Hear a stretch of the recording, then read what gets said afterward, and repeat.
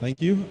Before we go to the sisters, there is a question here. It was written by a non-Muslim brother or sister, and they're saying that, sir, from my findings, I discovered that an apostate, someone who turns away from the deen in Islam, or an apostate in Islam, is to be executed according to the 4 schools of thought, even though the Quran says, let there be no compulsion in religion.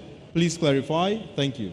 As far as killing an apostate is concerned, the difference of opinion. Some scholars say that if a Muslim becomes the Murtad, becomes the non-Muslim, he should put him to death. Some scholars say no, he should only be put to death if he propagates his new faith.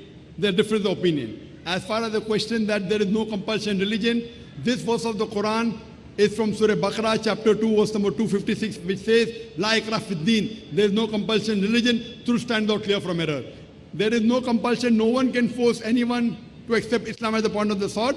But this ruling that is there is like an apostate. In any country, if suppose a person working in the army, a soldier of an army, sells the documents of the country to the enemy, in most of the countries, either it is death penalty or it is a punishment of life imprisonment.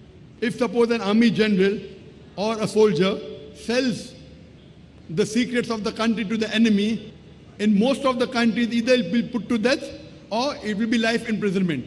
This is nothing but treason. So similarly, in Islam, if someone leaves the religion and propagates the wrong faith, it is like treason, and in Islam the punishment is death, but the death penalty cannot be given by a normal human being. It will have to be in a court of law, and the Qazi will have to be appointed. He will give him chance to accept Islam, and then only if he is completely convinced that the person has become a Murtad, then can the Qazi in an Islamic state, not in a normal country. If the country is not an Islamic state, you cannot give death penalty. It cannot be in a democratic country. It will be an Islamic state, that also the Qazi, the chief judge will have to see the situation, and only he can give death penalty.